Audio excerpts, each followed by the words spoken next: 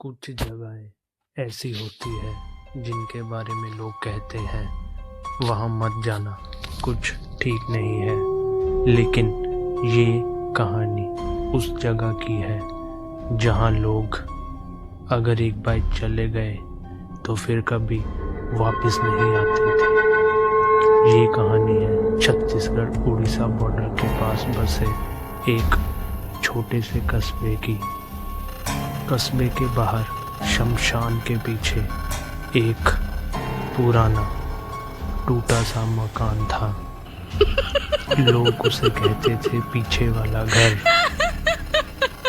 कोई वहाँ दिन में भी नहीं जाता था, रात में तो बहुत दूर की बात है। और अगर कभी उस रास्ते से जाना पड़े तो लोग हमेशा जल्दबाजी में उधर से निकलते थे, क्योंकि पिछले 12 सालों में उस इलाके से करीब 27 लोग गायब हो चुके थे। ना कोई लाश, ना एफआईआर और ना ही कोई गवाह। बस एक ही बात जो सभी में आम थी, और वो थी गायब होने से पहले हर इंसान को आखिरी बार उसी घर के पास देखा गया था। तो सन 2011 में एक दिहाड़ी मजदूर रामेश्वर काम से लौटते वक्त कभी घर नहीं पहुंचा। उसकी पत्नी ने पुलिस को बताया। वो रोज शमशान के रास्ते से आता था, उस दिन भी वहीं से गया था। पुलिस ने ये कहकर केस बंद कर दिया, शराब पीकर कहीं गिर गया होगा और उसकी मौत हो गई होगी। लेकिन फिर 3 महीने के बाद एक कॉलेज की लड़की सुनीता साहू उसके रास्ते से लापता हो गई। अब डर फैलने लगा था और फिर 2016 में एक चोर गलती से उस घर में घुस गया। अगली सुबह वो पागल हालत में रेलवे ट्रैक पर बैठा मिला। वो सिर्फ इतना बोल रहा था कि घर की दीवारें बोलती हैं और नीचे लोग सांस ले रहे थे। उसके 3 दिन बाद उसने सुसाइड कर लिया। फिर आया 2021 और एक नया एसडीएम जिसने पुराने गुमशुदा मामलों को दोबारा खोला। घर की खुदाई शुरू हुई।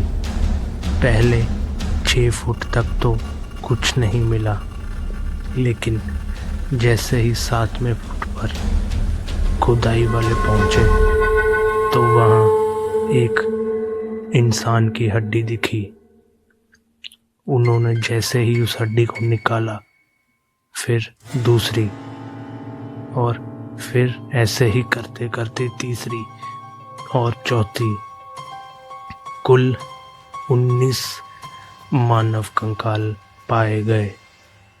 सबकी खोपड़ी में पीछे की तरफ चोट थी और पोस्टमार्टम रिपोर्ट ने कहा सबको जिंदा रहते नीचे दफनाया गया था।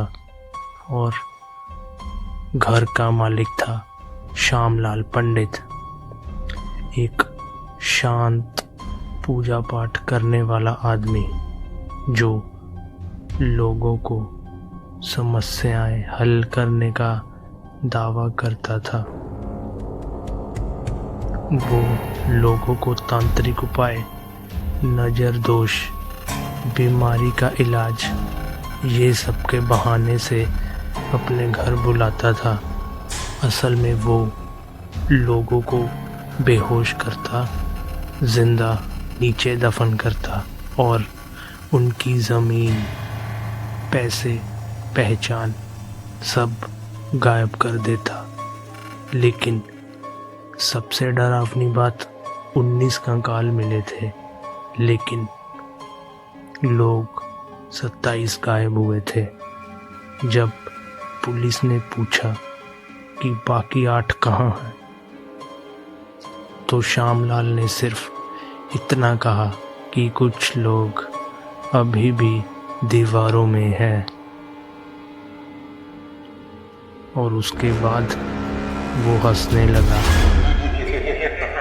और आज भी वो घर बंद है, दरवाजे पर ताला है, दीवारों पर सरकारी सील।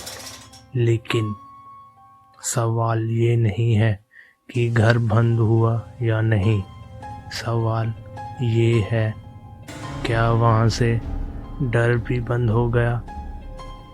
क्योंकि जो लोग उस इलाके में रहते हैं वो कहते हैं कि रात के सन्नाटे में जब हवा चलती है तो दीवारों के अंदर से किसी के नाखून रगड़ने जैसी आवाज़ आती है। शायद ये आत्माएं नहीं हैं, शायद ये यादें हैं।